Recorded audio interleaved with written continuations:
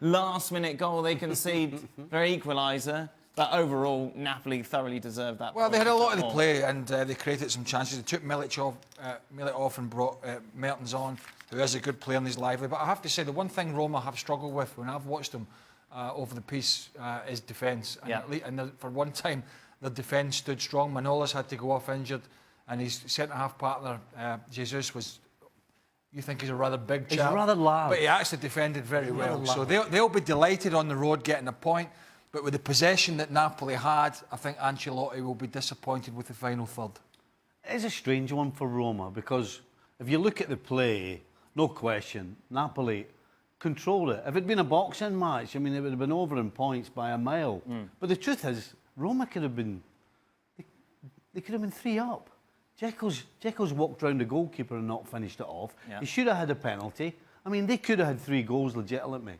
What? There you go, there you go. That's easy for me to say. But at the end of the day, Napoli deserved to get something because as a football team, they were far better. Your thoughts, Gab? No, I subscribe to what the boys said. I think in some ways, going into it, this game was described as a game that Di Francesco needed to win or at least put in a convincing performance. I don't think the performance was convincing. Napoli were a far better side.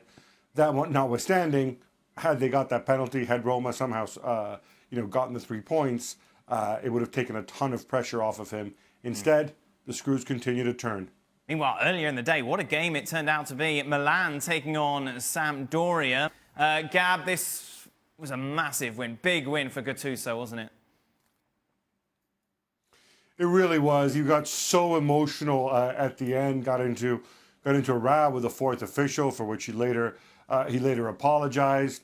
Look, he got bold and he was rewarded. The switch to the 4-4-2, playing Cutrone with Higuain up front, which people said wouldn't work. Well, Cutrone maybe doesn't work so much when he's out on the wing, but when it's a proper 2 up front, it can work. Laxalt and Suso out wide. Again, people said Suso couldn't play midfield in a 4. Well. He showed that on this game, he certainly can if he works hard. So I think there's some lives left in Gattuso yet.